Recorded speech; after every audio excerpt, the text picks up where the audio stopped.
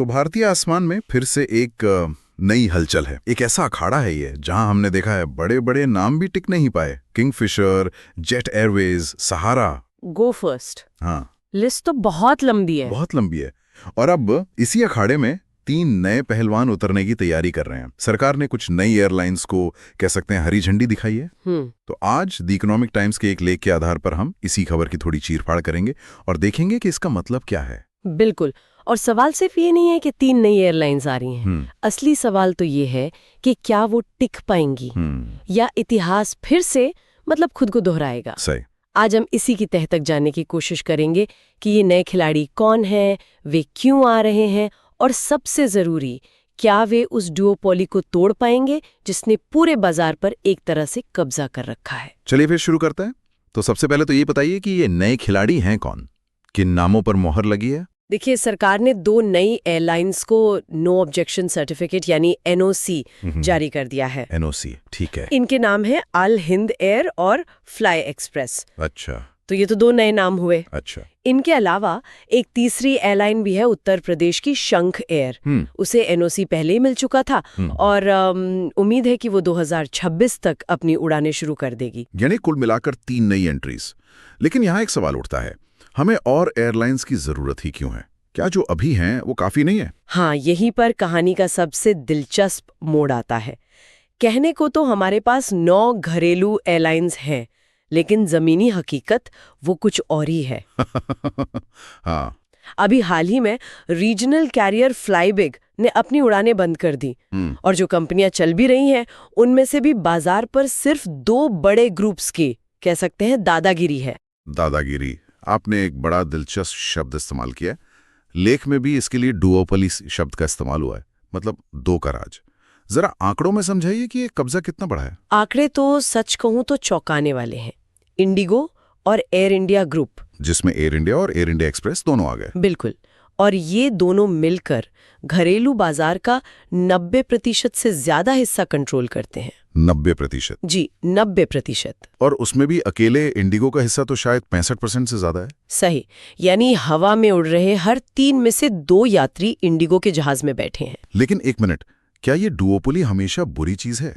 मतलब कम से कम इंडिगो और एयर इंडिया के पास बड़े नेटवर्क्स हैं, एक तरह की विश्वसनीयता है। क्या ढेर सारी छोटी अविश्वसनीय एयरलाइंस से बेहतर 1-2 बड़ी और भरोसेमंद एयरलाइंस नहीं है? ये एक बहुत अच्छा सवाल है और कई लोग यही तर्क देते भी हैं। स्थिरता अच्छी बात है, लेकिन तब तक जब तक वो तानाशाही ना बन जाए। हाल ही में एक घटना हुई जिसने इस तर्क की कमजोरी को सबके सामने ला दिया। लेख में जिक्र है कि इंडिगो के ऑपरेशंस में कुछ बड़ी गड़बड़ियां हुई। अच्छा। और उसका असर पूरे देश के एयर ट्रैफिक पर पड़ा। आप इस वाक़े की बात करी हैं जब उनकी कई उड़ानें एक साथ या तो रद्द हो गई या बहुत लेट हो गई थी? जी, बिल्कुल वही। और यहाँ समझने वाली बात यह है कि ये सिर्फ एक एयरलाइन की कोई तकनीकी समस्या नहीं थी, ये एक बाजार की बनावट का संकट था। बाजार की बनावट का संकट? हाँ, जब देश का 65% एयर ट्रैफिक एक ही कंपनी के सिस्टम पर निर्भर हो तो उसका एक छोटा सा सॉफ्टवेयर ग्लिच भी पूरे देश का इकोनॉमिक ग्लिच बन जाता है। सही बात है। सप्लाई चेन रुकती है, बिजनेस मीटिंग्स कैंसिल होती हैं, जरूरी सामान वक्त पर नहीं पहुंचता। लागत सिर्फ यात्री की टिकट की नहीं होती, पूरे देश की अर्थव्यवस्था की होती है। और ये सिर्फ यात्रियों या बिजनेस का जोखिम नहीं है, ये तो एक राष्ट्रीय सुरक्षा का भी जोखिम हो सकता है। सोचिए, अगर किसी संकट के समय हमें बड़े पैमाने पर लोगों को कहीं से निकालना पड़े और हमारी सबसे बड़ी एयरलाइन ही ठप हो जाए, तो हमारे पास क्या विकल्प होगा? आपने बिल्कुल नब्ज पकड़ी है। यही वो जोखिम है जिसे सरकार अब कम करना चाहती है। इसीलिए ज्यादा कंपनियों को बाजार में लाने की कोशिश हो रही है। ये महज एक नीति नहीं बल्कि एक जरूरत बन गई है। तो क्या सरकार का ये कदम, ये जो नई एयरलाइंस को एनओसी दिया गया है, ये हाल की इंडिगो वाली घटना का सीधा रिएक्शन है? देखिए, सीधे तौर पर रिएक्शन कहना शायद सही न हो। नागरिक उड्डयन मंत्री के राममोहन नायडू के मुताबिक ये सरकार की एक लगातार चलने वाली नीति रही है। अच्छा। लेकिन हाँ, ऐसी घटनाओं से उस नीति पर अमल करने की रफ्तार जरूर बढ़ जाती है। उन्होंने साफ कहा है कि भारतीय एविएशन जिस तेजी से बढ़ रहा है उसे देखते हुए और ज्यादा खिलाड़ियों का मैदान में होना जरूरी है। तो सरकार ने दरवाजा खोल दिया है, लेकिन एनओसी मिलना तो बस शुरुआत है ना? असली खेल तो इसके बाद शुरू होता होगा। बिल्कुल, ये एनओसी मिलना तो बस रेस शुरू होने का सिग्नल है। असली मैराथन तो अब है। इसके बाद इन कंपनियों को DGCA यानी directorate general of civil aviation से एयर ऑपरेटर परमिट लेना होगा, जिसे AOP कहते हैं। जी, AOP, और वो एक बहुत ही मुश्किल और लंबी प्रक्रिया है। तो ये AOP, ये NOC से कितना अलग और मुश्किल है? जमीन आसमान का फर्क है।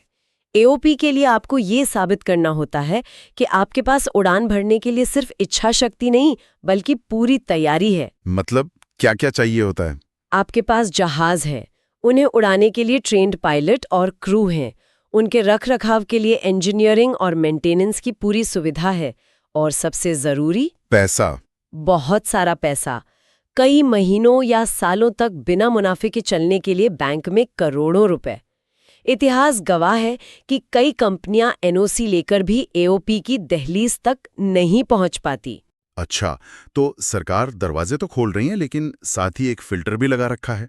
इसी संदर्भ में लेख में उड़ान योजना का भी जिक्र है। हम सब जानते हैं कि इसका मकसद छोटे शहरों को जोड़ना है, पर इस नई कहानी में इसका क्या रोल है? उड़ान योजना इस कहानी का, कह सकते हैं, एक छुपा हुआ हीरो है।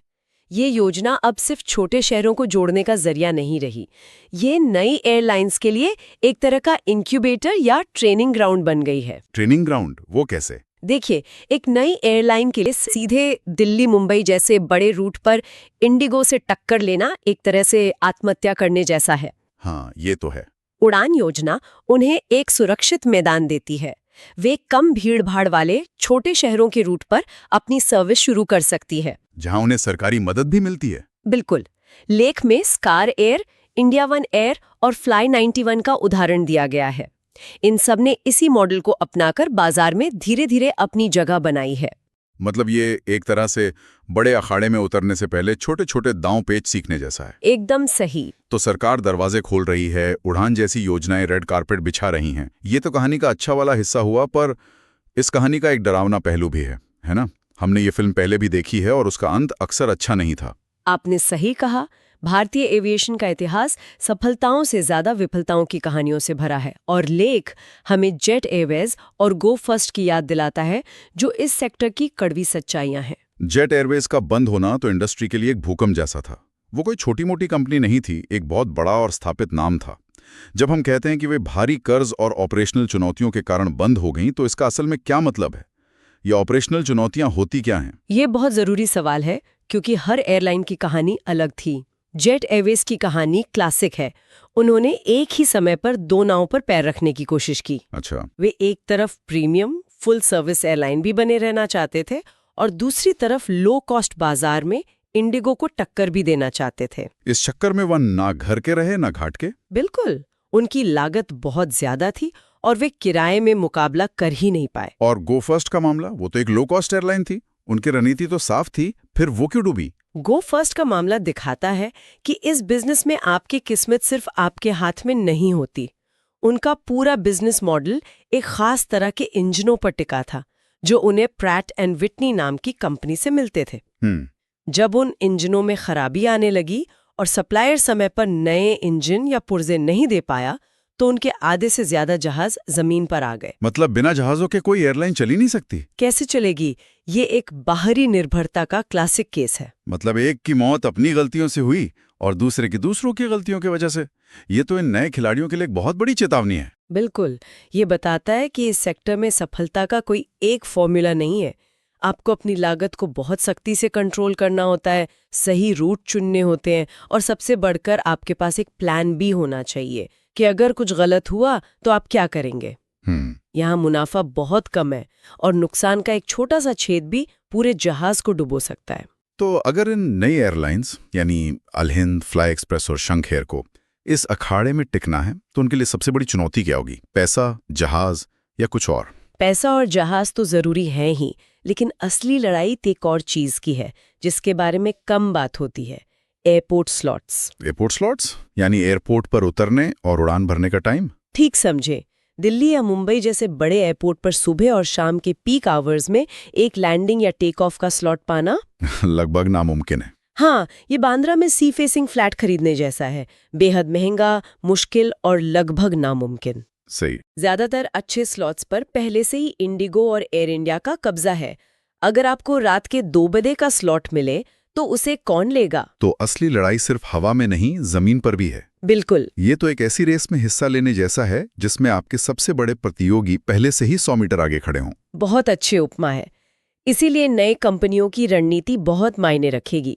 भारत में एक नई एयरलाइन शुरू करना मुझे लगता है एक T20 मैच की तरह। अच्छा। आपको पहले दिन से ही चौके छक्के मारने का दबाव होता है ताकि लोग आपको नोटिस करें, लेकिन पिच पर टिके रहने के लिए आपके पास मजबूत डिफेंस भी होना चाहिए। यानी बहुत सारा पैसा और एक टिकाऊ बिजनेस मॉडल। जी, और ज्यादातर कंपनियां पहले ही ओवर में हिट विकेट हो जाती हैं। तो इस पूरी बातचीत को अगर हम समेटें तो तस्वीर ये बनती है कि मैदान तैयार है, नए खिलाड़ी आने को बेताब हैं और सरकार भी चाहती है कि मुकाबला बढ़े। लेकिन इतिहास और जमीनी हकीकत वो ये बताती है कि ये रास्ता कांटों भरा है। ये अवसर और जोखिम का एक क्लासिक मामला है। एक तरफ भारत दुनिया का सबसे तेजी से बढ़ता एविएशन बाजार है, जहां करोड़ों नए यात्री आने वाले हैं। यानी अवसर बहुत बड़ा है। बहुत बड़ा।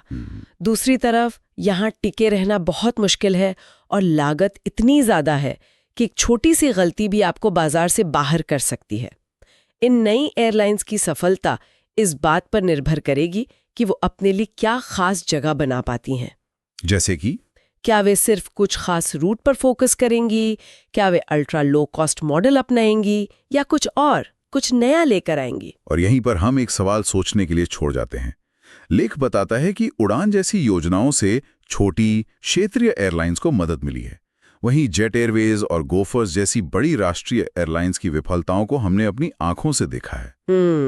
असली प्रतिस्पर्धा का भविष्य किसी एक और बड़ी राष्ट्रीय एयरलाइन के आने से तय होगा जो इंडिगो को टक्कर दे सके, या फिर इसका जवाब कई छोटी, फुर्तीली और विशेष क्षेत्रीय एयरलाइंस के एक समूह में छिपा है जो मिलकर बड़े खिलाड़ियों का एक मजबूत विकल्प बन सके।